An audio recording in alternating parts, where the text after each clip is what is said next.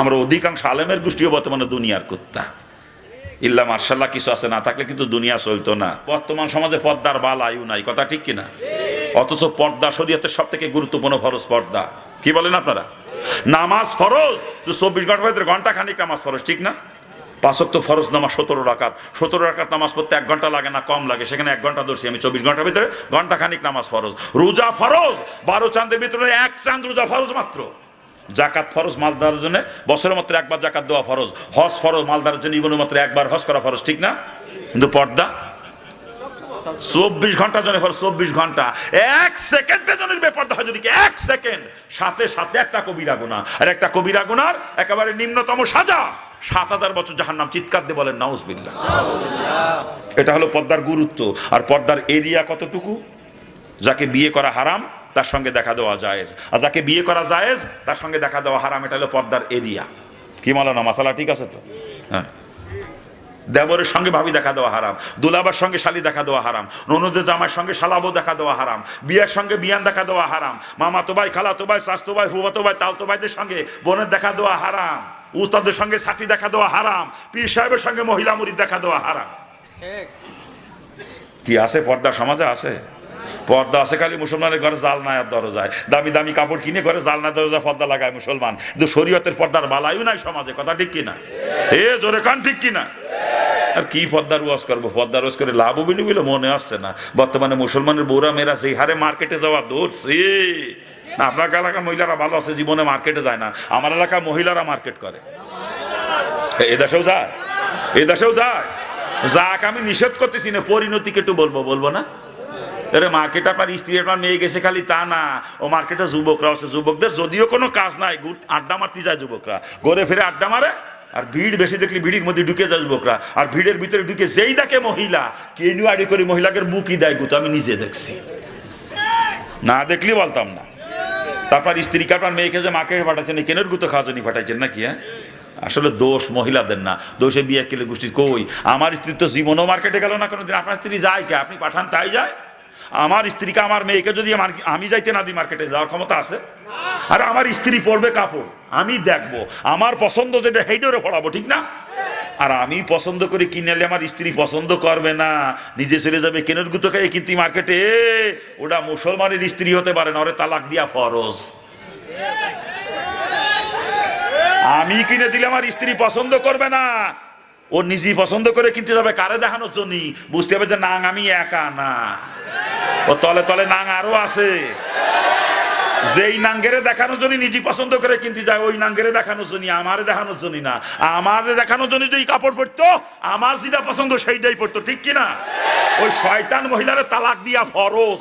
ওরে তালাক দিয়ে মাজায় তুলে লাত্তি মারে ঘর থেকে বের করে দেবেন।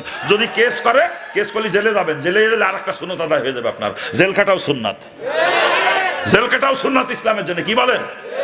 শয়তান মহিলা, স্বামী কাপড় কিনে দিলি পছন্দ করবে না, বাপে কিনে দিলি মেয়ের পছন্দ হবে না, ওরে আমার মেয়ে আর বউ, ও তালাক দিয়ে মাজায় তুলে লাথি মেরে ঘর থেকে বের করবো। ওই মেয়েরে জবাই করবো, জবাই করে নদীতে বাসায় দেবো, যেই মেয়ে বাপের কিনা দেওয়া কাপড় পছন্দ করে না।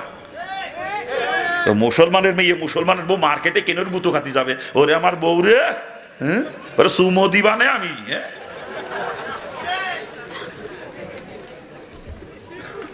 কোন মুসলমানের বাড়ি মেয়ে ছেলেরা মার্কেটে যায় না, কথা ঠিক কিনা? এ জোরে বলেন ঠিক কিনা? কিন্তু কিছু দজভঙ্গ আছে আমাদের সমাজে, কয় আমার স্ত্রী বোরকা পড়ে যায় মার্কেটে, আমার মেয়ে বোরকা পড়ে যায়। এই যত বোরকা পড়ে যাক, কেনের গুতো মাপ আছে? যতই বোরকা পড়ে যাক, কেনের গুতো মাপ নাই, কথা ঠিক কিনা? আর বর্তমান যে বোরকা পড়ে মহিলারা, ও বোরকা তো ফ্যাশনের জন্য পড়ে, পর্দার জন্য না। পর্দার জন্য যেটা পড়ে সেটা আমার নানিরা দাদিরা পড়ে, কিন্তু ভাবিরা আর আপারা যেটা পড়ে ও ফ্যাশনের জন্য, পর্দার জন্য না, ঠিক না? নানিরা ভাবিরা, নানিরা দাদিরা পড়ে পর্দার জন্য, যেটা ওইটা। শরীয়ত যে বোরকা পড়তে বলছে পর্দার জন্য, সে বোরকা হওয়া লাগবে জৌলুসবিহীন, যাতে কেউ আকৃষ্ট না হতে পারে। ওটা পড়ে নানিরা দাদিরা, ওদিকেও তাকায়ও না, কটকে বোরকা নাকি কা। আর আমাকে ভাবিরা আর আপারা যেটা পড়ে বর্তমানে, যুবকরা বোরকা দেখেই বেশি আকৃষ্ট হয়, কত নাকি কা? হ্যাঁ, ও বোরকা পর্দার জন্য না ফ্যাশনের জন্য, কথা ঠিক কিনা? এ জোরে কান ঠিক কিনা? শরীয়ত বোরকা পড়তে বলছে যে বোরকা ঢিলা ঢালা, যাতে শরীরের গঠন প্রকৃতি বুঝতে না পারে কেউ, ওই বোরকা পড়তে বলছে শরীয়ত। ওটা পড়ে নানিরা দাদিরা। আর ভাবিরা আপারা যেটা পড়ে এত টাইট ফিটিং, ফাটিয়ে যায় বাপ। কি কথা ঠিক কিনা? এ জোরে কান ঠিক কিনা? ও বোরকা পর্দা চলে না, ফ্যাশন, কত ডিজাইনের বোরকা বর্তমানে। একখান দিয়ে যে লাগাইতেছে এই জায়গাতে এক পাট্টা, আবার এই নিচে দিয়ে জায়গাতে আর এক পাট্টা, মাঝখানে একটু দিয়ে ফাঁকা, চাই দিয়ে ওই জায়গায় লাগাইতেছে একবার কান চাক্কা, কপালের মাঝখানে চাক্কা কান লাগানো, দেখছেন না আপনারা? কি কয় জানো এটা? জানো কয় টিপ টিপ ফুটা ফুটা। ও নামে আর একটাও তুইছি, ওর নাম আমি কব কি কব? ওই যে কারি সাহেব নুরানি কায়দা পড়ায় বলে মানে, নুরানি কায়দা পড়াতে প্রথম যখন শিখে, খেয়াল করে শুনেন, যখন নোক্তা শিখে, আলিফ খালি বান নিচে এক নোক্তা, তার উপরে 2 নোক্তা, সার উপরে 3 নোক্তা, জিমির পেটে 1 নোক্তা, কয় না? কতি কতি সামনে আগে চলে যাক জায়গায় যে কয় লাম খালি মিম খালি নুনির উপরে 1 নোক্তা, কয় না? আমিও জায়গার মতো কয়া দিচ্ছি, বর্তমান সমাজের মুসলমানের বউদের মেয়েদের পেট খালি পিঠ খালি কপালের উপরে 1 নোক্তা। মুসলমানের বৌরা মেয়েরা কপালে টিপ লাগায় লাগায় ঘরে, দেখি আর কলজিটা ফাইটে যায়। মুসলমান, এই টিপ ফুটা এর উদ্বোধন কোথা থেকে জানেন আপনারা? এই ফুটার উদ্বোধন কোথা থেকে জানেন? আল্লাহর খলিল ইব্রাহিম আলাইহিস সালামকে নমরুদ আগুনে ফেলানোর জন্য যে অগ্নিকুণ্ড জ্বালাইছিল, এত তাপমাত্রা ছিল আগুনের, অনেক উপর দিয়ে পাখি উড়ে যাওয়ার সময় পুড়িয়ে পড়ে গেছিল, পাখি পুড়িয়ে পড়ে গেছে আগুনের তাপে। কারণ ওই আগুনের কাছে যে ইব্রাহিমকে কিডা ফেলবে আগুনে, যে ফেলতে যাবে সে নিজেও পুড়িয়ে মরবে। শেষ পর্যন্ত ইব্রাহিমের আগুনে ফেলাবে কে? আর কুলাইতে পারে না চিন্তা করে। তখন ইবলিস পরামর্শ দিল, নমরুদ রে, ইব্রাহিমের আগুনে ফেলতে গেলে এত চিন্তা করা লাগবে না তো, লম্বা করে চরক গাছ বানা, চরক গাছের মাথা ইব্রাহিমের ঝুলাইয়া চরক গাছের গুড়া ধরে গুল্লি মেরে আগুনের মধ্যে ফেলাই দিবি। নমরুদ তাই করলো, ইবলিসের পরামর্শে চরক গাছ বানাইলো, ইব্রাহিম সালামকে চরক গাছের মাথায় ঝুলাইয়া নমরুদের সৈন্যবাহিনী চরক গাছ ধরে টানাটানি করতেছে, গুল্লি মেরে আগুনের মধ্যে ফেলাই দেবে। কিন্তু আল্লাহর রহমতে ফেরেশতা চরক গাছ ধরে দাঁড়ায় রয়েছে। সারা দুনিয়ার মানুষ ধরে নড়াতে পারবে? সারা দুনিয়ার মানুষ নড়াইতে পারবে একশো? নমরুদের সৈন্যবাহিনী টানাটানি করতেছে, একশো নড়াইতে পারে না। আর যে ফেরেশতা যে ধরে দাঁড়াইছে, তো নমরুদের সৈন্যবাহিনী দেখতেছে না, ইবলিস ওই যে গাইছে এসে দেয় যে ফেরেশতায় ধরে দাঁড়াইছে, রহমতের ফেরেশতায়, কাম তো সারিছে রে, ইব্রাহিমের তো আগুনে ফেলানো সম্ভব হবে না। আর ফেরেশতা না খেদালি তো ফেলানো সম্ভব না। আর ফেরেশতা কিভাবে খেদাইতে হয় নমরুদ, ইবলিস তো ভালোভাবে জানে। কি কারণ? ইবলিসে নমরুদের পরামর্শ দিল, নমরুদ, ইব্রাহিমের যদি আগুনে ফেলাইতেই চাও আমার পরামর্শ নিয়ে লাগবে। কয় উস্তাদ কি পরামর্শ? বলে 40 জন কুমারী যুবতী নয়, এখানে বেশ্যাবৃত্তি করানো লাগবে। কারণ ইবলিস তো জানে যে একবার জিনা যদি শুরু হয়, রহমতের ফেরেশতা ওই দৃশ্য দেখে আর ওইখানে টিকবে না, সাইড দিয়ে চলে যাবে পলাইয়ে, তখন ইব্রাহিমকে আগুনে ফেলানো সম্ভব। এই পরামর্শ যখন দিল, নমরুদ ইবলিসের পরামর্শে 40 জন কুমারী যুবতী এনে ওইখানে বেশ্যাবৃত্তি করাইলো। আর এই বেশ্যাদের কপালে নমরুদ নিজের হাতে ফুটা লাগাইয়া ওদেরকে সমাজে সম্মানিতা নারী বলে ঘোষণা করলো নমরুদ। ও ফুটা হলো বেশ্যাদের প্রতীক। বেশ্যাবৃত্তি থেকে ফুটার উৎপত্তি সমাজে। এর আগে আর কোনো নারী কোনোদিন কপালে ফুটা নাই না, ফুটার ইতিহাস ওখান থেকে শুরু। আজকে মুসলমানের বৌরা মেয়েরা ওই কপালে ফুটা লাগায়, টিপ লাগায় লাগায় করে, দেখি আর কলজিটা ফাইটে যায় দুঃখে। আপনার এলাকার মহিলারা ভালো আছে, জীবনেও কপালে টিপ লাগায় না। এ লাগায়, এ লাগায়, লাগাবে অসুবিধা। আপনার স্ত্রী যদি বেশ্যা হয়ে থাকে, আপনার মেয়ে যদি বেশ্যা হয়ে থাকে, সমস্যা নেই তো টিপ লাগানোতে। আপনি টিপ কিনে আনি দিও না বেশ্যারে, নিজের হাতে কিনে দিয়ে টিপ, আপনি কোনো সমস্যা নাই। আর যদি আপনি মনে করেন যে না রে আমার স্ত্রী তো বেশ্যা না, আমার মেয়ে তো বেশ্যা না, পাও দুইকেন ধরে কছি, পাও দুইকেন ধরিয়ে আপনার স্ত্রী আপনার মেয়ে জীবনে যেন কোনদিন কপালে টিপ লাগায় না, ওটা বেশ্যাদের প্রতীক। কোন মুসলমানের মেয়ে কখনো কপালে টিপ লাগাইতে পারে না।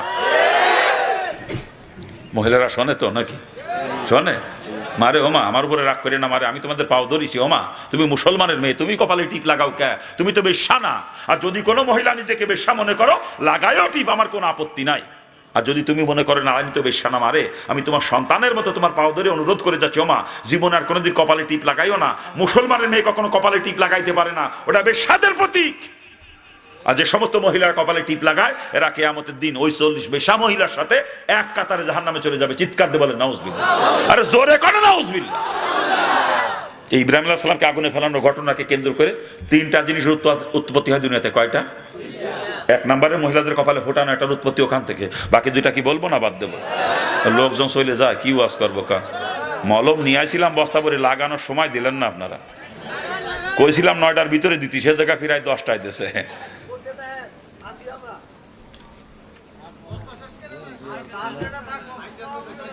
হ্যাঁ থামেন আবাজান, কি আলোচনা করবো? কি আলোচনা করব? 3টা জিনিস ভর্তি হয় ওখান থেকে। কয়টা? 1 নম্বরে মহিলাদের কপালে ফুটানো, নাম্বার 2 পুরুষদের দাড়ি কামানোর উৎপত্তি ওখান থেকে দুনিয়ায়। এর আগে আর কোনো পুরুষ কোনোদিন দুনিয়াতে দাড়ি কামাই নাই। ওই 40 বেশ্যা মহিলার সাথে যেই পুরুষগুলো আকামে লিপ্ত হয়েছিল এখানে, ওদের দাড়ি কামাইয়া নমরুদদেরকে সমাজে সম্মানিত পুরুষ বলে ঘোষণা করেছিল। তা আজকে যারা দাড়ি কামায় ওই পুরুষদের সাথে এক কাতারে এরা জাহান্নামে যাবে। দাড়ি রাখবেন না কামাবেন নিজে নিজে চিন্তা করবেন, আমি আর বলবো না। এটা না জানি ভুল করেছেন, আল্লাহ মাফ করবে তওবা করলে, কিন্তু এরপরও যদি ফিরিয়া বা দাড়িতে করে লাগান তা আপনি ওদের সাথে জাহান্নামে যাবেন। আর যদি ইব্রাহিম আল্লাহ জান্নাতে যাইতে চান দাড়িতে আর খোল লাগায়েন না, দাড়িতে আর খোল লাগায়েন না। মুসলমান কখনো দাড়িতে খোল লাগাইতে পারে না, কথা ঠিক কিনা? জোরে বলেন ঠিক কিনা? আল্লাহ পাক সকলকে সহিহ বুঝ দান করুক, জোরে বলেন আমিন। আরে জোরে কান না আমিন। নাম্বার 3, ইব্রাহিম সালামকে চরক গাছের সাথে ঝুলে আগুনে ফেলাইছিল না? ওইখান থেকে চরক গাছ হয়েছে হিন্দুদের দেবতা, নমরুদের গোষ্ঠীর দেবতা চরক গাছ। এর আগে কিন্তু চরক পূজা করতো না কোনো হিন্দু, এর আগে চরক পূজা ছিল না। ওখান থেকে চরক গাছ দেবতা হয়েছে। দেখবেন পুরো 36 মাস ভরে হিন্দুরা চরক পূজা করে, ওইখান থেকে শুরু। এটা 36 মাস ভরিয়ে লম্বা কাঠ দিয়ে চরক মূর্তি একখান বানাইয়ে ফুলের মালা টালা দিয়ে তেল সেন্দুর দিয়ে সাজাইয়ে মাথায় নিয়ে বাড়ি বাড়ি ঘুরে আর দল নিয়ে গান গেয়ে বেড়ায়, দেখেন নাই? হ্যাঁ, এই চরক পূজা 36 মাস ভরে চরক পূজা করে হিন্দুরা। আর ইব্রাহিম সালামকে আগুনে ফেলা ছিল, দিনটা ছিল পহেলা বৈশাখ। কোন দিন? ওই দিনটা ছিল পহেলা বৈশাখ। সেদিন ওরা আনন্দ ফুর্তি করেছিল নমরুদের গোষ্ঠী। আল্লাহর খলিলকে আগুনে ফেলায় আনন্দ ফুর্তি করেছিল। নমরুদ তার অনুসারীদের আনন্দ ফুর্তি করার জন্য সেখানে মেলার আয়োজন করেছিল। ওইখান থেকে বৈশাখী মেলার উৎপত্তি।